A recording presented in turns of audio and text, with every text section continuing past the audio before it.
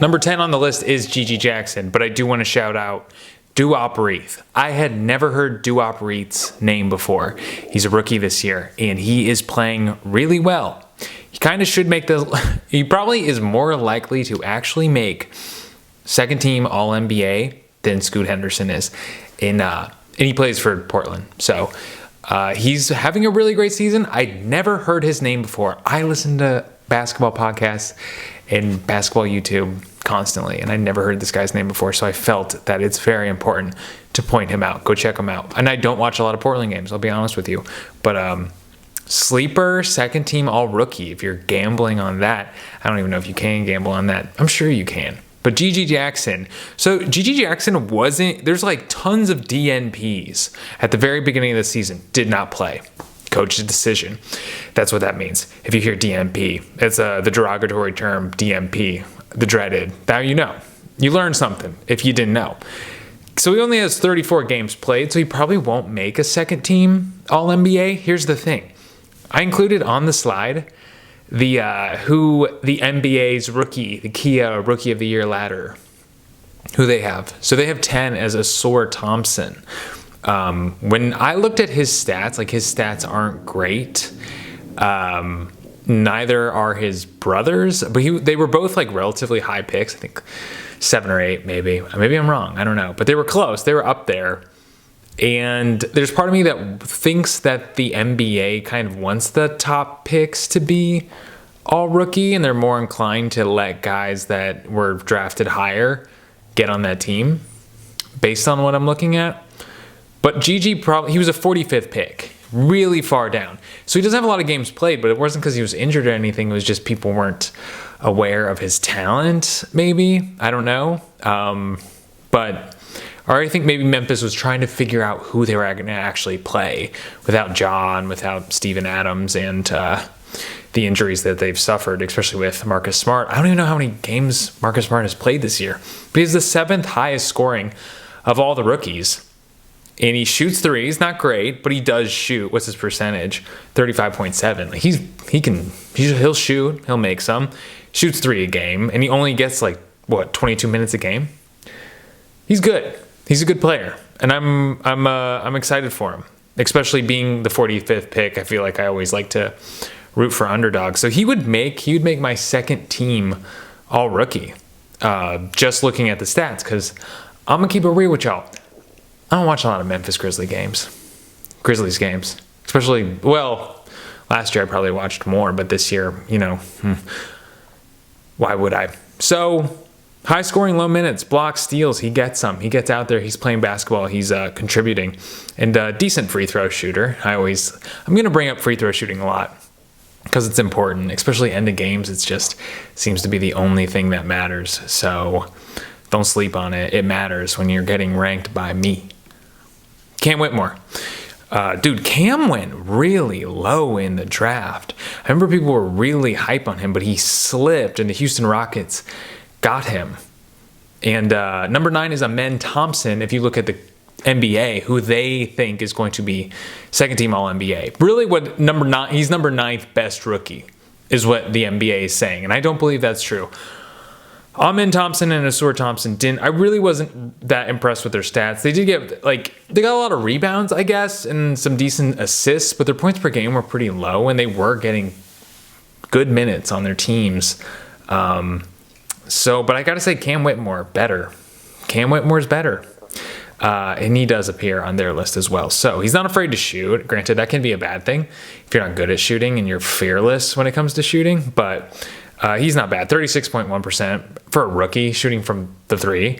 And he also highly effective on wins. If you look at the games that he played versus the games that he didn't play, because he only played 38 games, which, more than half, but he's missed a lot of games. Again, a lot of DMPs. But if you look at the games that he did play and the games that he didn't play, he's contributing to winning basketball. And the NBA's list acknowledged that as well. So you're going to see him later on the NBA's list. But I put him at 9. But yeah, 17 minutes and his points are crazy. 12.1. 12.1 points a game. That's not a lot of points. Well, when you're playing 17 minutes a game, it's actually pretty good. So good for Cam Whitmore. Because he slipped in the draft. And the thing is, when you slip in the draft, it means you make less money. It means that rookie scale contract is less and less. So, if this is their livelihood. So it's a bit unfortunate. So it's good to see him achieve some success. Guys that are drafted a little bit higher, I have less, not like sympathy for, but I'm more like, well, at least he's getting paid. He's making money. He was drafted high. He's going to have a really big contract that the team is going to pick up the options at the end of the contract for sure. Unless the guy's terrible, then they don't do it. And we got Derek Lively as number 8 for me. He's starting. Here's the thing. He is starting games. He is, in a lot of cases, he is their center. He is their guy. And he is getting rebounds. 6.9. I think he's the 3rd most of all rookies. Yeah, 3rd in rebounds. I put 3rd in rebounds, but amongst the rookies, who has the 1st and 2nd most rebounds amongst the rookies. I don't have to tell you. His free throw percentage is brutal. 52.9. Dude, I don't know. I think it's a hand-eye coordination thing. It would be interesting if there was like a sports science show that would analyze Steph Curry shooting a free throw or like Malik Monk shooting a free throw and then analyze Andre Drummond and Derek Lively. Like, what is going on? How are their eyes moving? Are their eyes kind of like twitching back and forth? How is the like consistency of their elbow? There's things I kind of want to know. I'm like, what does this actually look what's it look like mechanically when these two vastly different shooters are shooting? Like, what does one have and one doesn't? But yeah, Derek, he's got to work on those free throws because he's a good player and he's gonna get minutes for the Mavs. But that's gonna be a problem. There's gonna be a hack and Derek Lively situation for them. So, but otherwise, he's good. 1.4 blocks. I mean, compared to Chet and Wemby, it's not a lot of blocks, but he's scoring for a rookie center. He's scoring the basket. So 7th in contested shots for the whole league. I love contested shots. He's getting hand up. He's a good defender, but the offensive part of his game has potential. Just got to figure out free throws, dog. Scoot. I put Scoot on my list. The NBA does not have Scoot on their list. They've turned their back on Scoot. But here's the thing. Scoot gets a lot of minutes. He was out for a bit. He's played 48 games. Still a lot of games. But they don't have him on the list of like 10 best players or rookies in the league, which I was like, that's a little bit disrespectful just because this guy's kind of been thrown into it on his team. And he's leading the rookies in assists. Someone else pointed that out to me on my last video, so thank you for that. That was eye-opening to me. Therefore, I'm giving him a little more respect. The NBA had Keontae George set for 7, so he'll appear later. You'll see. He's not gone. He's on my list. So, killing his free throws. I love it. Hey, redeemable. If you're making your free throws, even if your percentages, like your field goal percentage isn't great, 37.6, it's not good. 3-point percentage, 29.4, not very good. But dude, this guy's getting a lot of usage, 25% on usage. He's the main guy, dude. This is his rookie season, all right? So he doesn't have the room to grow that I think a lot of the other players do. I think he's sort of forced into a position where they want him to be good too quick. So I have a little sympathy for him. So for him to be left off the list, I think is because he's not meeting expectations, which I think is a bit unfair because you need to look at it as like, don't look at him as the 3rd overall pick. Look at him as Scoot Henderson, a basketball player who's a rookie and is asked to do a lot. So love him. Love you, Scoot. Brandon Podziemski, the over-deliverer. Man, this guy is great. He started 23 games for the Golden State Warriors. 5th most rebounds of the rookies as a guard. Dude, not afraid to get up in the boards, which a lot of rookies are very timid. So he's a great 3-point percentage as a rookie. He's shooting, I think it's like a little less than 40. No, it's 37.9. So it's not like incredible, but Steph and Clay have rubbed off on him a little more so Curry these days, but whatever. I'm not just shitting on Clay. Clay's a good 3-point shooter. And, what's he gonna watch this? Who cares? Who gives a shit? So his field goal percentage is pretty decent, and he's putting up a lot of field goals. So that's another thing. He's shooting 3-3-pointers a game, 3.4. So he is shooting. So that's something I always look at with rookies is, are they afraid to shoot? Are they a little bit afraid of the moment? Is this league going to eat them alive? And that is not the case for Brandon Podziemski. Also, plays 27 minutes a game, a lot for a rookie. And he has the most charges drawn. Total charges drawn this season is Brandon Podziemski. So, a lot of fearlessness is kind of what I see from this guy. A lot of this, hey, I got my opportunity. I'm starting games. I'm closing games. And a little bit of Tom Brady in him. A little bit of, hey, you give me the chance and you're not going to regret it. So good for him. The NBA had him 6 as well. Free throws are bad. 61.6. It's not Derek Lively bad, but it ain't good, dude. It ain't good. Can shoot 3-pointers, can't shoot a free throw. Isn't that weird? Weird how that happens, huh? Jaime Jaquez Jr., who I like a lot. I love his style, honestly. If you look back at old UCLA photos of him, or not old, like whatever, 2 or 3 years ago, because I believe he was a 4-year player at UCLA. He had a different look, but I love this look. He's got the long hair with the goatee and the mustache. It's very unique, very bold, and I like his style, dude. I like his style. 12.9 PER, which is almost an average player in the NBA on the Heat, which are kind of an average team. So to jump into the league, be playing 29.4 minutes and almost be like a solid starter, it's kind of rare, right? Gets boards and he does get assists, so he's out there, he's doing basketball things. Good field goal percentage, not afraid to shoot, again, not afraid of the moment, and he's not afraid to look at this, look at the GIF. I'm finally draw attention to the GIF, but dude, a little quick, step back, and then a little, I think he does a little stare down there. That's a, experienced veteran NBA player move. Granted, it's, one play and out of 1,000 that he's had this year. So third most minutes of any rookie. He's asked to do a lot on a team that is definitely trying to win. The Heat are trying to win every year. So NBA had Derek Lively the second as number 5. Again, it doesn't really matter at this point. It's just sort of the Thompson twins were on my list. G.G. Jackson, Scoot Henderson were on my list. The Thompson twins are not on my list. So that's the difference between me and the good people at NBA.com. Whoever wrote the article, Rookie of the Year ladder. Keontae George, again, I don't watch a lot of Jazz games. Who's watching Jazz? Bill Simmons is watching Jazz games because he has to. I cannot believe, I could never work in the media. I could never work in the media where it's like, I got to watch a Jazz Pistons game tonight because someone's going to expect me to know something about it. Couldn't do it. So second most assists. Yeah, so, this is Keontae George is going to be on a all-NBA team. For sure, or not all-NBA, all-rookie. He's going to be there. He's really kind of come in, and I've listened to the coach talk about him, and he's their plan for the future. Will Hardy. I was a little embarrassed there. I couldn't come up with a name. And then as I was talking, I was also thinking about what the coach's name was. Will Hardy. Got it. So they're excited about him. He ain't getting traded anytime soon. The future is going to be built around him. So if you are Jordan Clarkson or you are even like a Lauri Markkanen, you don't make sense around Keontae George, you're going to be, your ass is grass, man. You're out. That's their guy. So so he started 29 games. Part of the team, part of the squad. Kicking it. 4th in scoring. Decent shooter. Not afraid. I really wrote not afraid a lot. But 35.5% from 3.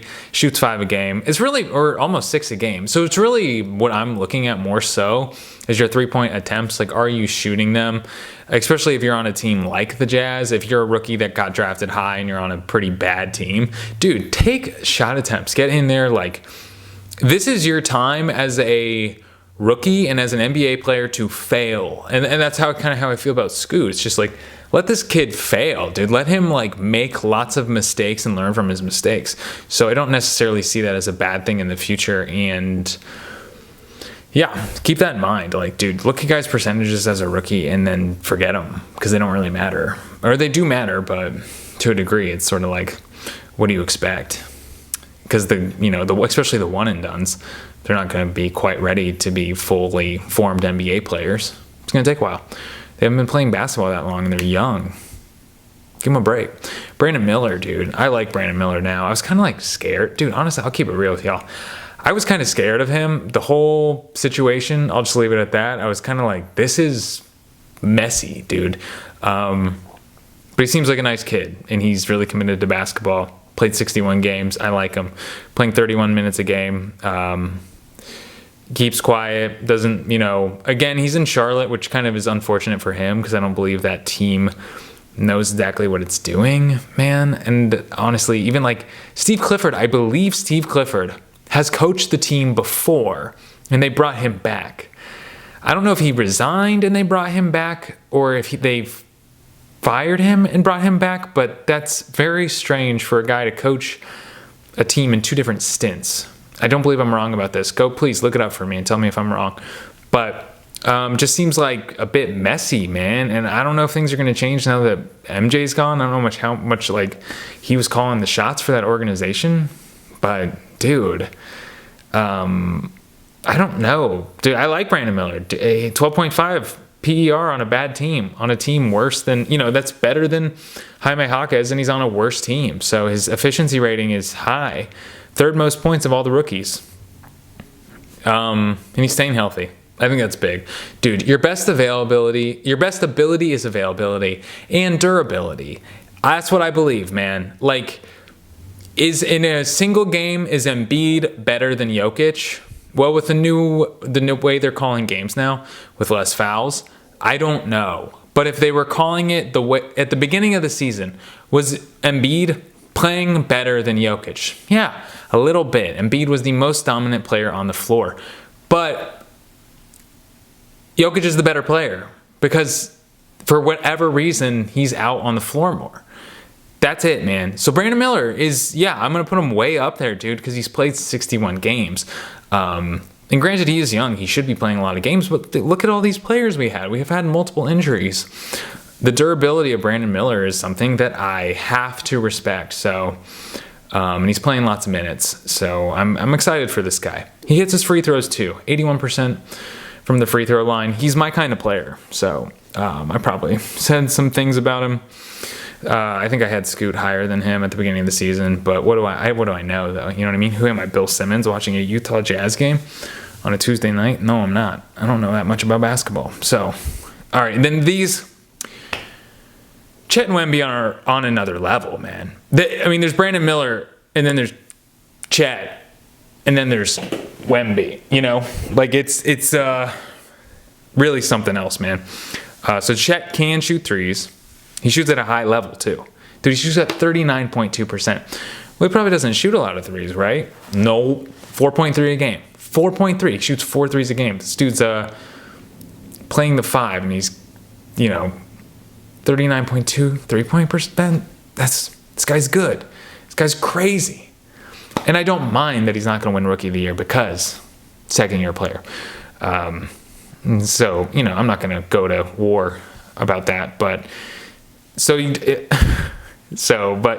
doesn't break my heart to see it. Such a talented guy and such a competitive guy not get Rookie of the Year when he's having a great rookie season, if he's already been in the NBA for a season. I like Wemby too. So he shoots threes. So he shoots threes, and he can shoot threes, and he does. Second highest points, second highest rebounds of all the rookies. Y'all know who first is. 4th in blocks per game in the NBA. Dude. This is one of the best centers in the league in his rookie season. This is absurd that there is someone better than him. Second best player on the number 1 team in the West. Wasn't Jalen Williams probably the second best player? I don't think so. I think it's Chet. I think Chet provides the most value to that team. Jalen Williams is really good, though. No disrespect to him. And it's close. But I think, Chet's at the same level or better. So, really crazy stats for a rookie. And, definitely like borderline all-star stats. Dude, he's going to be on a all-defense team. He has to. They'd be really messed up if they didn't put him on an all-defense team. I think the NBA is falling towards this sort of sentiment of our like legacy players, we need to like really like wash the feet and like kiss the feet of our veteran players. or maybe it's not even the NBA, because the 65 game rule to me, it seems like the way of getting the veteran players to play more, obviously, or saying, hey, if you don't make it to 65 games, you're not going to be an all NBA player, and you're not going to qualify for those super max crazy bonuses and the max contracts. You're just not going to qualify for them. So you got to get out on the court. So I think the NBA is very adamant about, hey, you're going to have to play a lot, because we're not going to, you're not going to bend over backwards because you're the stars of the league. We got fresh blood coming in. You got to play 65 games. So, but the media, I think, generally is but what amount, people love Dame. Dame is the ultimate media darling. People love Damian Lillard. I have the numbers messed up, and I apologize for that. I have 2 threes. Victor Wembanyama. Dude, this is only playing 28.9 minutes a game. He's on a minutes restriction. I think they took it off now. It's just, I know they did. I was just watching the Spurs game, and they came back and won. And this guy is not afraid of the moment either, just drilling threes on, when the shot clock's running out. I love it, dude, and he wants to be good. He wants to play good basketball. He's not an egomaniac. He just likes to be out on the court and win games. And I'm so excited about his future. Let's just read through the things that I wrote. One of the best rookie seasons ever, and I'm going to tell you something later to prove it. Most points of any rookie, most rebounds of any rookie, most steals of any rookie, most blocks of anyone in the league. He leads the league in blocks, dude. Great at free throws. He drills 3 throws 80%. That's good. That's good. Yeah. 80% is great. Don't change. Hit 4 out of 5. 4 out of 5? Yeah, hit 4 out of 5. Love it. Not afraid to shoot threes. Giant dude. You think, oh, well, he's just tall. No, he's just an incredibly skilled basketball player. 33% isn't great, but he's not afraid to shoot them. And that's only going to get better, I think. I would assume. Like I said, not even really playing all season at full minutes. And averaging the same points per game as LeBron James in less minutes. That's for his rookie season. I should include that.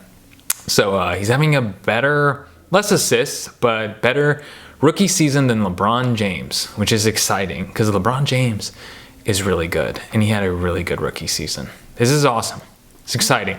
What a great rookie class. And these are the new faces of the league, and they seem like good guys that are exciting to watch. So let me know what I missed and what I got wrong. I feel like I've been getting things wrong a lot lately because I'm not, this isn't my full-time job. So let me know, let me know. I know I made mistakes, and I like to comment. So be good to your mothers.